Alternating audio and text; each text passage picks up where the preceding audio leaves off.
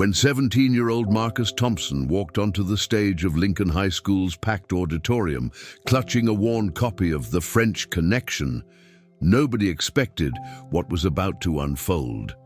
The scattered laughter that rippled through the crowd as he adjusted the microphone seemed harmless enough, just another routine audition for the spring drama production. But in the next 30 minutes, that laughter would transform into something else entirely, and a surprise visitor would change everything anyone thought they knew about talent, determination, and the true meaning of courage. Marcus had Down syndrome, a fact that was immediately apparent to everyone in the auditorium that Tuesday afternoon. His distinctive features, his careful gait as he climbed the stage steps, and the way he methodically arranged his materials spoke to a young man who approached life with deliberate intention. What wasn't immediately apparent was the fire that burned behind his gentle eyes, a passion for acting that had consumed him since he first discovered old Hollywood films on late-night television 3 years earlier.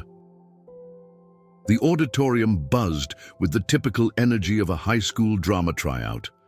Students filled the first several rows, their backpacks scattered in the aisles, some reviewing lines for their own upcoming auditions, while others whispered among themselves.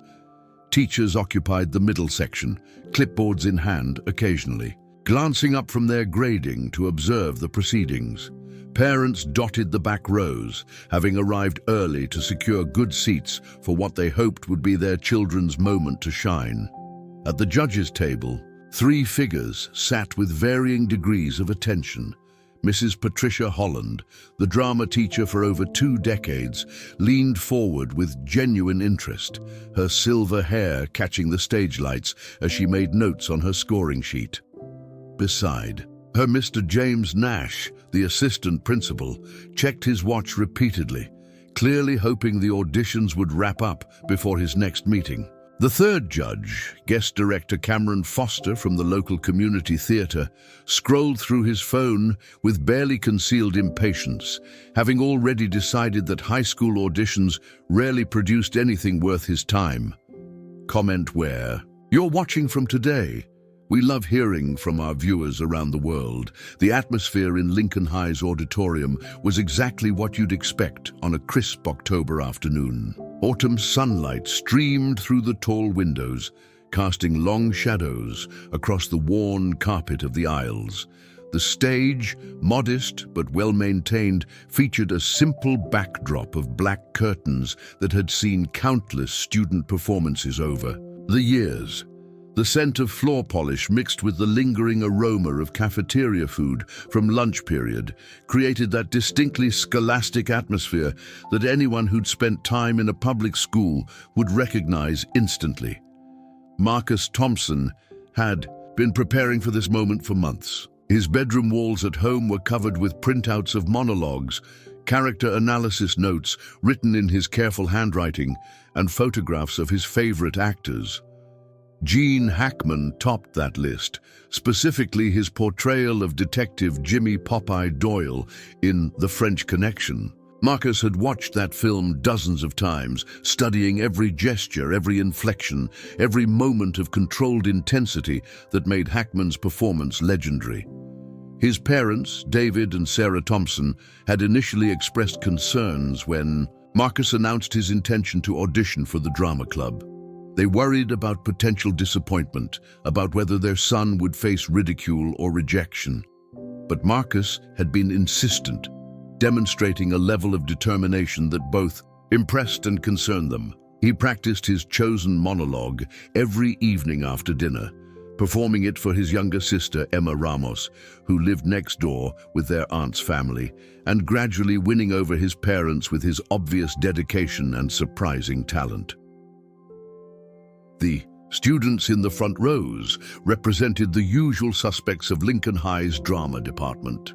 There was Aria Hunter, the senior who'd landed every female lead since sophomore year and carried herself with the confidence of someone who'd already been accepted to several prestigious theater programs. Logan Barnes sat beside her, the class president whose natural charisma made him a shoo-in for leading man roles. Behind them, Olivia Fleming nervously reviewed her lines for what would be her first major audition, while Noah Bennett and Liam Vincent whispered strategy about their upcoming performances. The faculty section buzzed with its own dynamics. Mrs. Aurora Griffin, the English teacher, had arrived to support several of her students who were auditioning. Mr. Henry Foster from the music department chatted quietly with Ms. Camilla Watkins from the art program about the potential set design needs for the spring production. Several other teachers had stopped by during their planning periods, creating an audience that felt both supportive and evaluative. In the back rows, parents clutched programs and cell phones, ready to capture their children's moments in the spotlight. Some checked work emails while waiting for their kids' turns. Others engaged in the kind of small talk that happens when familiar faces gather for school events. A few had brought coffee from the local shop down the street, the warmth of their cups contrasting with the slight chill that always seemed to permeate the auditorium. Marcus's appearance on stage initially drew the kind of polite attention that audiences give to any performer. But as he took his position center stage and began adjusting the microphone to his height, a subtle shift occurred in the room's energy. Some students exchanged glances that carried unspoken questions.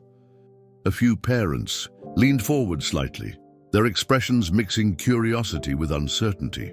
The general murmur of conversation didn't stop, but it changed in tone, becoming more subdued, more watchful.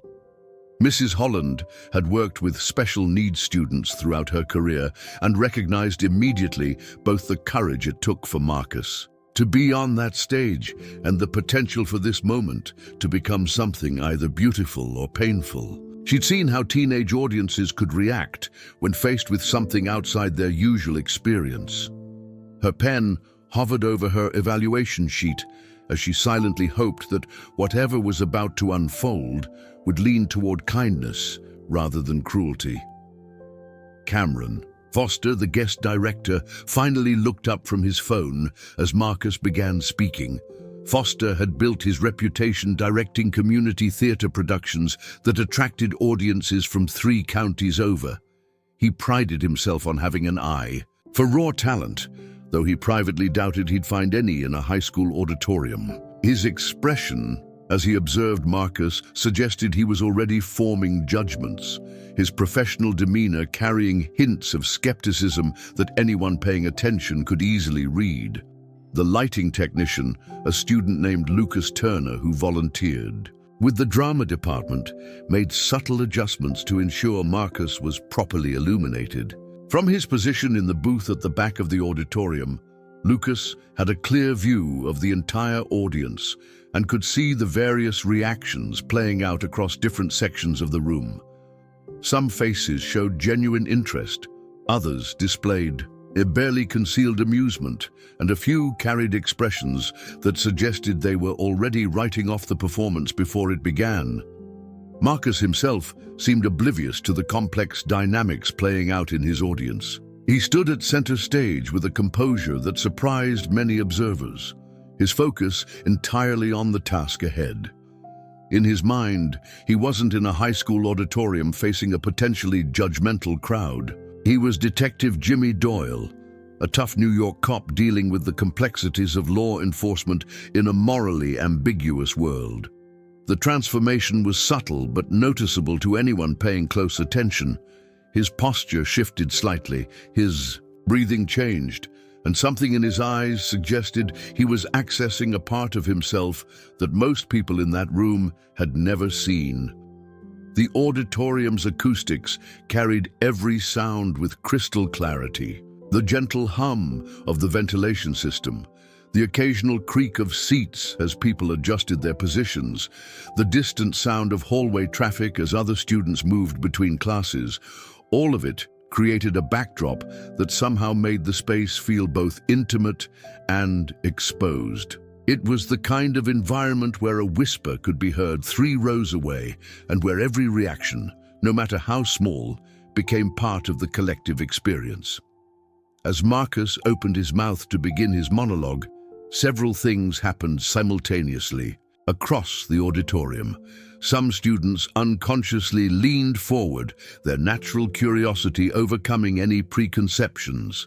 A few others exchanged looks that suggested they were already forming opinions about what they expected to witness. Parents in the back rows found themselves holding their breath, perhaps remembering their own moments of teenage vulnerability and hoping that whatever was about to happen would be kind to this brave young man on stage.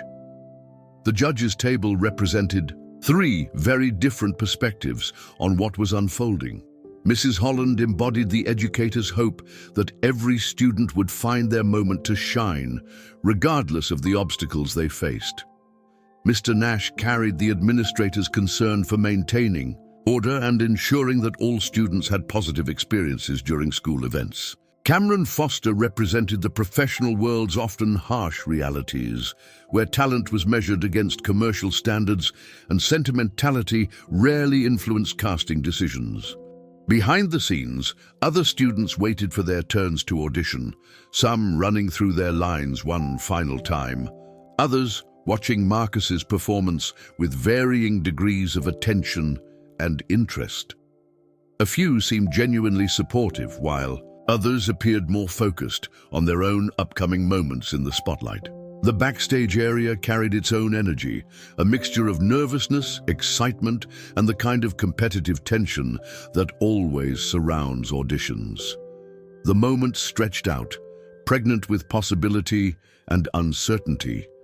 In just a few seconds, Marcus would begin speaking, and whatever happened next would ripple through that auditorium in ways that none of the assembled crowd could possibly anticipate. Some would find their assumptions challenged, others would discover reserves of empathy they didn't know they possessed, and a few would learn hard lessons about the danger of underestimating people based on first impressions. The stage lights cast Marcus in a warm glow that somehow made him appear both vulnerable and powerful. His worn copy of The French Connection screenplay sat on a small table beside him, its pages filled with his handwritten notes and highlighted passages that had helped him prepare for this moment. The microphone stood ready to carry his voice to every corner of the auditorium, where an audience of students, teachers, and parents waited to discover what this determined young man had to offer. What none of them knew was that in exactly 27 minutes, a black sedan would pull into the school's parking lot, carrying someone whose presence would transform this simple high school audition into something that would be talked about for years to come. But for now, Marcus Thompson stood alone on stage, ready to prove that talent, determination, and heart could overcome any obstacle that society might place in their path. The auditorium held its collective breath as Marcus prepared to speak his first line, unaware that they were about to witness something that would challenge every assumption they'd ever made about ability, potential, and the true meaning of theatrical excellence. Marcus took a deep breath and stepped into character, his entire demeanor shifting as he became Detective Jimmy Popeye Doyle. When he spoke his first line, his voice carried a gravelly New York accent that was surprisingly authentic, catching several audience members off guard. "You see that guy over there, the one in the pork pie hat? He's been watching us for the last 20 minutes, and I'm getting real tired of being watched." The transformation was immediate and startling. Gone was the careful, deliberate young man who had climbed the stage steps just moments before. In his place stood a seasoned detective, suspicious and alert, his body language conveying years of street experience and hard-earned wisdom. Marcus's posture changed, his shoulders squaring with newfound authority, his eyes scanning the imaginary scene with the intensity of someone whose life depended on reading every detail correctly. Mrs. Holland felt her pen slip from her fingers as she watched Marcus disappear completely into the role. In 23 years of teaching drama, she had witnessed thousands of student performances, from the painfully awkward to the surprisingly competent. But what she was seeing now transcended anything she had experienced in a high school setting. This wasn't just a student reciting memorized lines. This was an actor inhabiting a character with a depth and authenticity that would have been impressive in a professional setting. The scattered laughter that had begun when Marcus first appeared on stage was already starting to fade, replaced by something closer to genuine attention. Aria Hunter, who had been whispering with her friends about her own upcoming audition, found herself actually listening to Marcus's performance. There was something in his delivery that commanded respect, a confidence that seemed to emerge from nowhere and everywhere at once. "The thing about this job," Marcus continued, his voice growing harder, more cynical, "is that everybody thinks they know how it should be done. The politicians, the lawyers, the social workers, they all got opinions about police work, but they ain't out here walking these streets every day, seeing what I see, dealing with what I deal with." Logan Barnes, who had been mentally rehearsing his own monologue from Hamlet, felt his attention being pulled entirely into Marcus's performance. There was something raw and honest in the delivery that made his own classical preparation suddenly feel academic and sterile. This wasn't about perfect diction or textbook interpretation. This was about truth, about finding something real within the character and letting it breathe.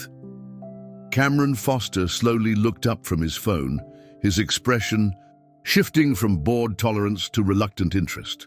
As someone who had directed countless community theater productions, he recognized genuine talent when he saw it, regardless of its packaging.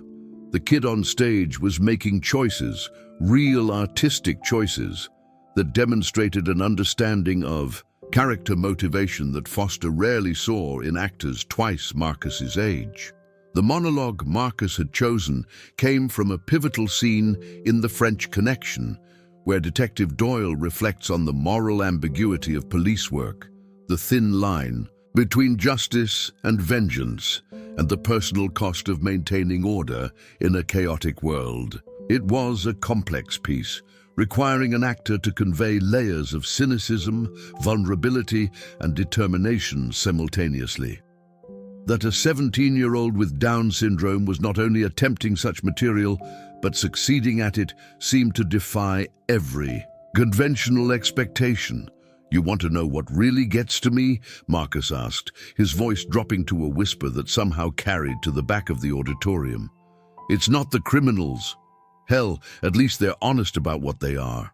It's the good people, the ones who sleep safe in their beds at night because guys like me are out here doing the dirty work, and then they look at us like we're the problem." Several students in the front rows had stopped their side conversations, entirely drawn into the world Marcus was creating on stage. Olivia Fleming found herself leaning forward, her own nervousness about auditioning temporarily forgotten as she became invested in Detective Doyle's internal struggle. The performance was taking her somewhere she hadn't expected to go, into a gritty urban landscape that felt completely real, despite being conjured by nothing more than words and commitment. Mr. Nash, who had been checking his watch every few minutes, realized he had lost track of time entirely. As an administrator, he was accustomed to viewing school events through the lens of logistics and crowd management. But Marcus's performance was pulling him into a different space entirely. This wasn't just a student going through the motions of an audition. This was artistry happening in real time.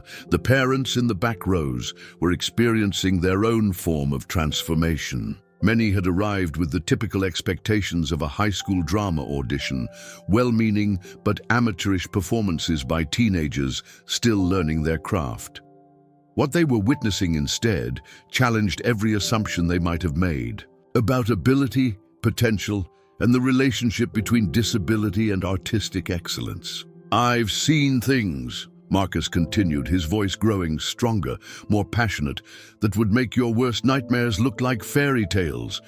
I've held dying kids in my arms. I've watched good cops go bad because the system broke them, and I've looked into the eyes of killers who sleep better at night than I do." The technical aspects of Marcus's performance were as impressive as the emotional ones. His timing was impeccable, his use of pause and emphasis revealing an intuitive understanding of dramatic rhythm that couldn't be taught from a textbook. He moved across the stage with purpose, each gesture supporting the character's emotional journey, rather than simply filling space or following arbitrary blocking. Mrs. Aurora Griffin, who had initially come to support her English students, found herself taking mental notes about Marcus's interpretation of the text. As someone who taught literature and understood the complexities of character analysis, she could see that Marcus wasn't just reciting memorized lines. He was making interpretive choices that demonstrated a sophisticated understanding of subtext and motivation. The auditorium's acoustics seemed to amplify not just Marcus's voice, but the growing sense of anticipation that was building throughout the room. Students who had been distracted by their phones or their own preparations were now giving Marcus their full attention. The casual atmosphere of a typical high school audition was evolving into something that felt more like a professional theatrical experience. "But you know what the real joke is?" Marcus asked, his voice cracking slightly with emotion that felt completely genuine. "The real joke is that we're supposed to protect and serve, but half the time we can't even protect ourselves. From the politicians who use us as scapegoats, from the media that paints us as either heroes or villains with no middle ground, from our own doubts about whether what we're doing even matters." Lucas Turner, operating the lights from the booth, found himself making subtle adjustments to better support Marcus's performance, responding instinctively to the dramatic beats and emotional shifts. Even from his technical perspective, he could see that something special was happening on stage, something that deserved the best possible presentation. The students waiting backstage for their own auditions had stopped their last-minute preparations and were watching Marcus through the side curtains. Some felt intimidated by the level of performance they were witnessing, wondering how they could possibly follow such a compelling interpretation. Others felt inspired, seeing proof that genuine talent and commitment could transcend any perceived limitations. "I became a cop because I thought I could make a difference," Marcus said, his voice softer now, more vulnerable. "I thought I could be one of the good guys, clean up the streets, protect the innocent, make sure justice actually meant something."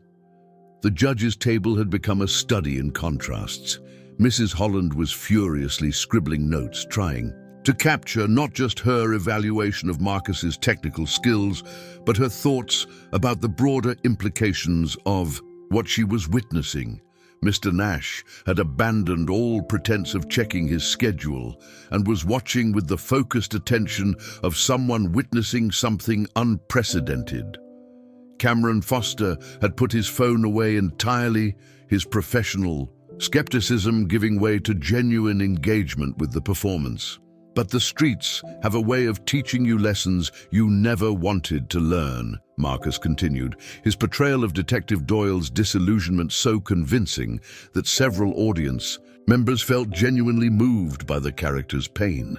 "They teach you that sometimes good people do bad things, and bad people sometimes do the right thing for the wrong reasons. And most of the time, you're just trying to figure out which side of the line you're standing on."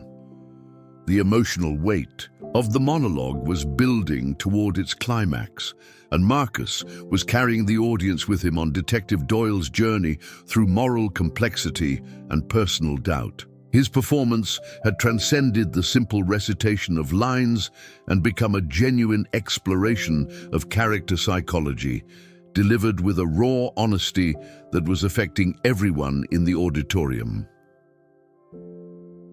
Ella Vincent, a sophomore who had been skeptical about Marcus's ability to handle serious dramatic material, found herself completely invested in the performance. The preconceptions she had carried into the auditorium were crumbling in the face of what she was actually witnessing. This wasn't charity or inspiration porn. This was legitimate theatrical talent demanding to be taken seriously. "So when people ask me why I do this job," Marcus said, building toward the monologue's powerful conclusion. When they want to know how I sleep at night, knowing the things I know, seeing the things I've seen, I tell them the truth. The entire auditorium seemed to hold its breath, waiting for Detective Doyle's final revelation. Marcus paused, letting the tension build naturally, demonstrating an instinct for dramatic timing that couldn't be faked or taught through conventional methods. When he spoke again, his voice carried the weight of hard-earned wisdom and painful self-knowledge.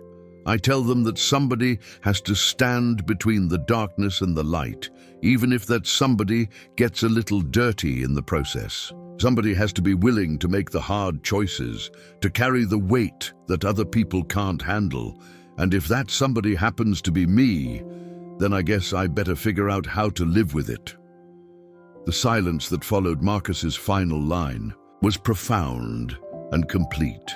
It wasn't the uncomfortable quiet that sometimes follows a poor performance, nor was it the polite pause that precedes obligatory applause. This was the kind of silence that occurs when an audience has been genuinely moved, when they need a moment to process what they've just experienced before returning to the ordinary world.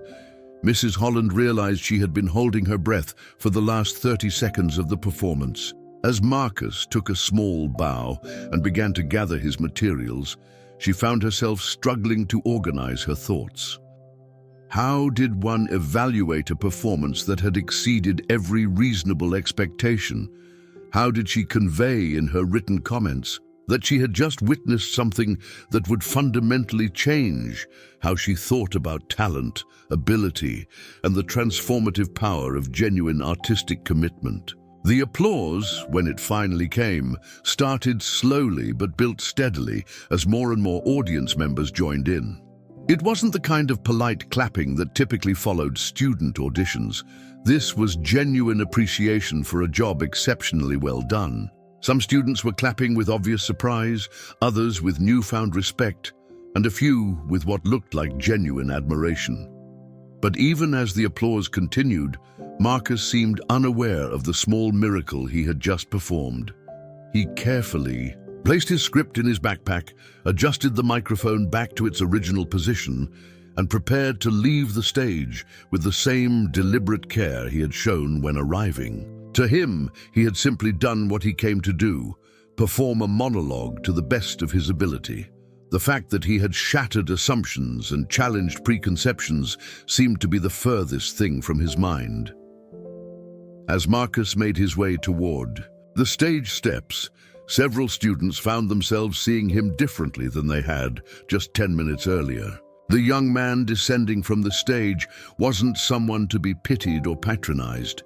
He was an actor who had just delivered a performance that most of them couldn't have matched on their best day. What none of them knew was that in the parking lot outside, a black sedan had just pulled up to the curb, and its passenger was already making his way toward the auditorium entrance, drawn by a phone call that had reached him just 20 minutes earlier. The real test of the afternoon was about to begin. As Marcus descended the stage steps, the applause gradually faded, replaced by an undercurrent of whispered conversations throughout the auditorium. The performance had clearly exceeded expectations, but not everyone in the audience was ready to abandon their preconceptions. In the third row, a cluster of students led by Trevor Hayes, a senior known for his sharp tongue and dismissive attitude toward anyone he considered beneath his social status, had been growing increasingly uncomfortable during Marcus's monologue. "I mean, it was good and all," Trevor whispered loudly enough for several people around him to hear. "But let's be realistic here. This is community theater stuff, not exactly Broadway material." His comment drew a few uncomfortable chuckles from his immediate circle, including Ethan Wheeler and Jack Larson, two athletes who typically followed Trevor's lead in social situations. Harper Sullivan, sitting one row behind Trevor's group, felt her stomach tighten at the comment. She had been genuinely moved by Marcus's performance and recognized the courage it had taken for him to get on that stage in the first place. "Actually, I thought it was pretty amazing," she said, her voice carrying just enough volume to reach Trevor's ears. When was the last time you saw anyone our age perform with that kind of depth? Trevor turned in his seat to face Harper, his expression mixing amusement with condescension. Come on, Harper. We're all being nice here, and that's great, but let's not pretend this was some kind of professional-level performance. The guy has Down syndrome. It's impressive that he memorized all those lines, sure, but actual acting? That's a different conversation entirely. The exchange was attracting attention from students in the surrounding rows. Some shifted uncomfortably in their seats, sensing the tension building but uncertain whether to intervene. Others leaned forward, drawn by the conflict even as they remained silent. Mrs. Holland, still seated at the judges' table, noticed the disturbance but was too far away to hear the specific words being exchanged. "You know what your problem is, Trevor," Harper replied, her voice gaining strength and volume. "You can't handle the fact that someone you've written off just showed more talent in 10 minutes than you've shown in 4 years of drama class. That wasn't charity applause up there. That was genuine appreciation for genuine skill." Ethan Wheeler jumped into the conversation, perhaps sensing an opportunity to support his friend's position. "Look, nobody's saying the kid isn't trying hard, but there's a difference between effort and ability. This is supposed to be about finding the best actors for the spring production, not running a feel-good story." The comment hit the auditorium like a spark in dry kindling. Several students who had been watching the exchange in silence suddenly found their voices. Olivia Fleming, who had been inspired by Marcus's performance, stood up from her seat. "Are you serious right now? Did we watch the same performance? Because what I saw up there was someone who understood his character better than half the people auditioning today." "Exactly," added Noah Bennett, turning to face Trevor's group directly. "That wasn't just someone reading lines. Marcus made choices up there, real artistic choices. He found something true in that character and brought it to life. That's what acting actually is." Trevor's face flushed with annoyance at being challenged by multiple classmates. He had grown accustomed to his opinions going unchallenged, particularly when it came to school social dynamics. "Oh, please. You're all getting caught up in the inspirational moment here. I'm trying to be practical. This is a competitive audition for limited roles in a real production.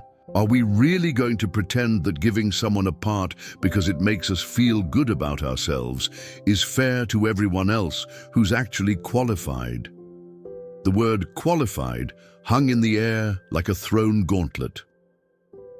Cameron Foster, the guest, director who had been quietly observing the exchange from the judges' table, felt his professional instincts kick in. As someone who had spent years evaluating talent and making casting decisions, he found Trevor's comments both personally offensive and professionally ignorant. "Excuse me," Cameron said, his voice cutting through the growing murmur of student conversations. The auditorium fell silent as heads turned toward the judges' table. "I couldn't help but overhear your discussion about qualifications and ability. As someone who has been directing theater for over 15 years, I think I might have something to contribute to this conversation." Trevor's confident expression faltered slightly as he realized that his comments had attracted the attention of the professional director. Around him, other students sensed the shift in dynamics, the way the conversation had suddenly elevated from teenage social drama to something with more serious implications. "What I just witnessed on this stage," Cameron continued, rising from his seat and addressing the entire auditorium, "was one of the most authentic and compelling character interpretations I've seen in any setting, professional or amateur. That young man didn't just memorize lines, he inhabited a character. He made choices about motivation, about subtext, about emotional journey that demonstrated a sophisticated understanding of dramatic structure." The auditorium was now completely silent, every student and teacher hanging on Cameron's words. Marcus himself, who had been making his way toward an empty seat in the middle section, stopped walking and turned to listen, his expression showing confusion about why the professional director was suddenly addressing the entire room. But more importantly, Cameron went on, his voice gaining intensity, what I heard from certain members of this audience was exactly the kind of thinking that has held back theatrical arts for decades. The assumption that talent comes in a particular package, that ability can be prejudged based on appearance or perceived limitations, that somehow there's a standard template for what a real actor looks like. Trevor sank lower in his seat, clearly regretting that his whispered comments had escalated into a public confrontation with a professional director. But Cameron wasn't finished. He stepped away from the judges' table and began walking up the aisle, his movement adding physical weight to his words. "Let me tell you something about this business," Cameron said, his voice now carrying to every corner of the auditorium. "I have worked with actors who had perfect resumes, classical training, and all the traditional qualifications you could want, and I've watched many of them deliver performances that were technically competent but emotionally empty. What that young man just showed us was the one thing you cannot teach, cannot fake, and cannot substitute with any amount of training or credentials: authentic connection to character." Harper Sullivan felt vindicated by Cameron's words, while Trevor Hayes looked like he wanted to disappear entirely. Around them, other students were processing the director's comments, many realizing that they had just witnessed not only a powerful performance, but also an important lesson about the nature of talent and prejudice. "The greatest actors in history," Cameron continued, now halfway up the aisle, "have been people who found ways to access truth within themselves and translate that truth into character. They weren't necessarily the most conventionally attractive, or the most traditionally educated, or the ones who fit the expected mold. They were the ones who had something real to say, and the courage to say it." Mrs. Holland felt a surge of pride and gratitude toward the guest director for articulating what she had been feeling but struggling to express. As an educator, she had long believed in the potential of all her students, but seeing that belief validated by a professional with Cameron's credentials felt like a gift. "Now," Cameron said, his tone shifting slightly as he addressed Trevor's group directly, "I heard someone question whether we should be making casting decisions based on inspiration rather than qualification. Let me be very clear about something. What I just witnessed was not inspiration porn or charity casting. That was a masterclass in character interpretation delivered by someone who clearly understands his craft."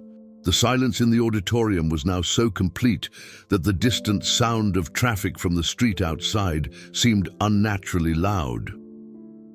Students who had never given much thought to the nature of acting or the dynamics of prejudice found themselves confronting uncomfortable questions about their own assumptions and biases. Furthermore, Cameron continued, "For those of you who are also auditioning today, you have just been given a gift. You've seen what real commitment to character looks like. You've witnessed the difference between performing lines and inhabiting truth. If you're smart, you'll learn from what you just saw instead of dismissing it." Marcus, still standing in the aisle where he had stopped to listen, felt overwhelmed by the unexpected turn the afternoon had taken. He had come to audition for a school play to pursue his passion for acting in the way that felt most natural to him. He hadn't expected to become the center of a discussion about talent, prejudice, and the nature of artistic authenticity. "But here's what concerns me most," Cameron said, his voice taking on a more serious tone as he reached the section where Trevor and his friends were sitting. "The attitudes I've heard expressed here today reflect a broader problem in our society. The tendency to underestimate people, to make assumptions about ability based on appearance, to confuse different with lesser."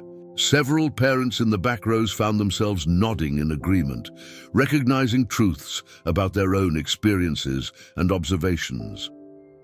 The conversation had expanded beyond drama club auditions to touch on fundamental questions about how society perceives and values different kinds of people. "In my 15 years of directing," Cameron continued, I have learned that the most powerful performances often come from actors who have had to overcome obstacles, who understand struggle, who bring lived experience to their characters that cannot be taught in any classroom or workshop. The weight of Cameron's words settled over the auditorium like a challenge. Students found themselves examining not just their reactions to Marcus's performance, but their broader attitudes toward difference, ability, and what it means to have something valuable to contribute. Trevor Hayes, realizing that his comments had sparked a much larger conversation than he had intended, raised his hand tentatively. "Mr. Foster, I think maybe I expressed myself poorly. I wasn't trying to be disrespectful. I guess I've never really thought about acting the way you're describing it." Cameron studied Trevor for a moment, his expression softening slightly. "Honesty is a good starting point," he said. "And you're not alone in having preconceptions about this. Most people do. The question is what you do with those preconceptions when they're challenged by reality." The exchange between Cameron and Trevor was being watched closely by every person in the auditorium, students and adults alike. It felt like a teachable moment that extended far beyond the immediate context of high school drama club auditions. "What I would encourage all of you to do," Cameron said, addressing the entire room again, "is to really think about what you witnessed here today, not just the performance itself, but your own reactions to it. What assumptions did you bring into this room? How did those assumptions change as you watched? And what does that tell you about how you evaluate people in other areas of your life?" The auditorium remained silent, but it was the thoughtful quiet of people genuinely processing challenging ideas rather than the uncomfortable silence of conflict. Cameron's intervention had transformed what could have been a simple confrontation between students into something much more significant, a moment of genuine learning and reflection. As Cameron prepared to return to the judges' table, the sound of the auditorium's main doors opening echoed through the space. Every head turned toward the back of the room, where a figure in an expensive suit was making his way down the aisle. His presence immediately commanding attention, even though nobody quite knew why. The man walking toward the stage moved with the confident stride of someone accustomed to being the most important person in any room he entered. His silver hair was perfectly styled, his charcoal suit impeccably tailored, and something about his bearing suggested wealth, power, and influence.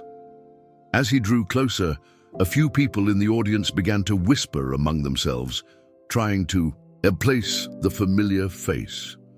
Marcus, still standing in the aisle, watched the approaching figure with curiosity rather than recognition. He had no idea that his afternoon was about to take another unexpected turn, or that the man walking toward him would soon reveal connections that would make everything that had happened so far seem like mere prologue to the real story. The distinguished man in the charcoal suit reached the front of the auditorium and paused, his eyes scanning the room with the practiced gaze of someone accustomed to reading situations quickly and accurately. When his attention finally settled on Marcus, still standing in the aisle, his expression shifted from professional assessment to something much more personal and profound. "Ladies and gentlemen," the man said, his voice carrying the unmistakable authority of someone used to addressing large groups, "I apologize for interrupting your auditions. My name is Gene Hackman." The auditorium erupted. Students gasped, teachers leaned forward in disbelief, and parents pulled out their phones to capture what they suddenly realized was an extraordinary moment. The legendary actor, Academy Award winner and star of The French Connection, the very film from which Marcus had just performed his monologue, stood before them in the flesh. "I received a phone call about 30 minutes ago from someone who had heard about a young man performing material from one of my films," Hackman continued, his eyes never leaving Marcus. "I was intrigued enough to drive over here and see for myself what was happening. I arrived just in time to hear the last portion of that monologue, and I have to say, I was impressed. Marcus felt his knees go weak. The actor whose work had inspired, his passion for performance, whose portrayal of Detective Doyle had become his artistic touchstone, was standing 20 feet away, talking about his audition. The impossibility of the moment made it feel surreal, like something that belonged in a movie rather than in the mundane reality of a high school auditorium. More than impressed, actually, Hackman said, taking several steps closer to Marcus. What I witnessed was a young actor who understood something fundamental about that character that many professional actors miss entirely. Detective Doyle isn't just a tough cop. He's a man wrestling with moral complexity, fighting to maintain his humanity in a job that constantly threatens to destroy it. Cameron Foster, still standing in the aisle where his own impromptu speech had been interrupted by Hackman's arrival, felt his professional skepticism warring with genuine amazement. As a director, he had worked with many actors who claimed to understand character motivation, but seeing Hackman, the original Detective Doyle, validate Marcus's interpretation felt like witnessing theatrical history in real time. But I didn't come here just to compliment a fine performance, Hackman continued, his tone becoming more serious. I came because someone told me that this young man was facing questions about his qualifications, about whether he belonged on this stage, about whether his disability somehow disqualified him from serious consideration as an actor. The silence that followed was deafening. Trevor Hayes felt like he might be sick, realizing that his casual dismissiveness had somehow reached the ears of one of Hollywood's most respected actors. Around him, other students who had shared similar thoughts found themselves wishing he could disappear entirely. Let me tell you something about acting, Hackman said, his voice gaining intensity as he addressed the entire auditorium. It's not about looking the part or fitting some predetermined mold. It's about truth.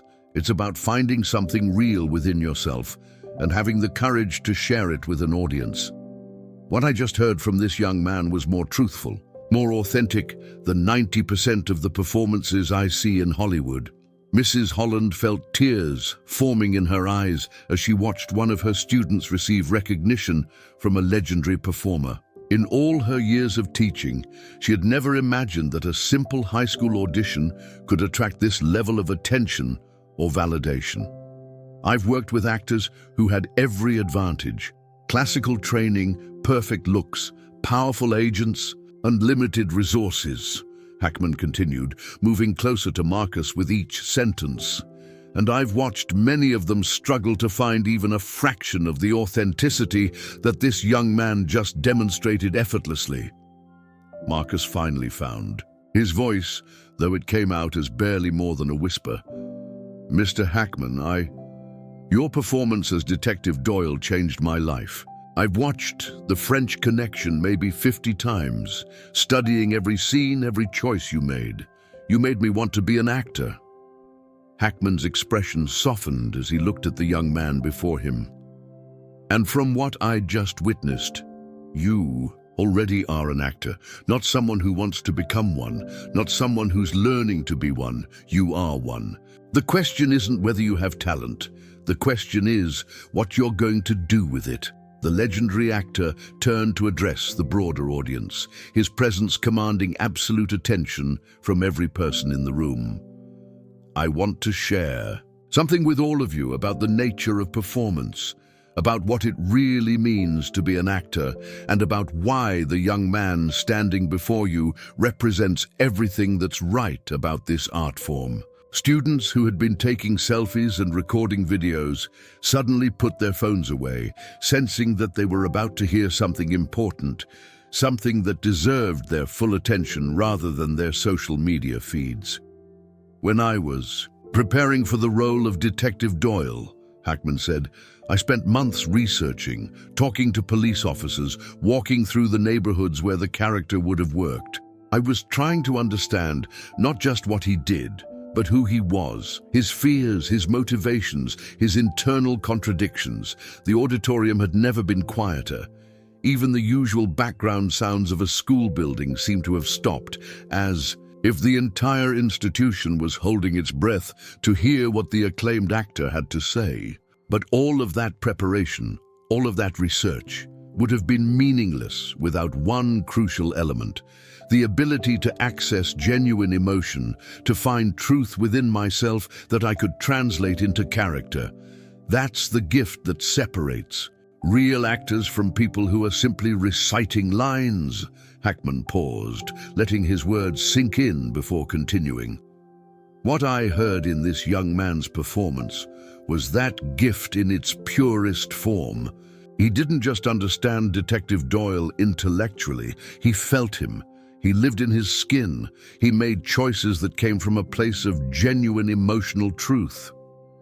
Cameron Foster found himself nodding in agreement. His earlier assessment of Marcus's performance now validated by someone whose opinion carried immeasurable weight in the acting community.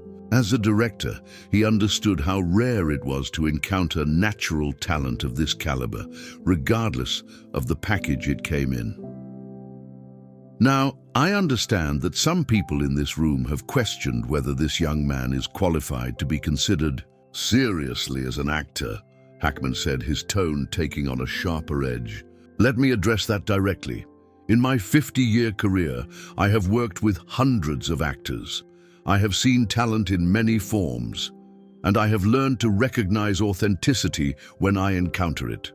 Trevor Hayes slumped further into his seat, acutely aware that his earlier comments had somehow contributed to bringing one of Hollywood's most respected actors to his high school to deliver what was beginning to feel like a very public rebuke.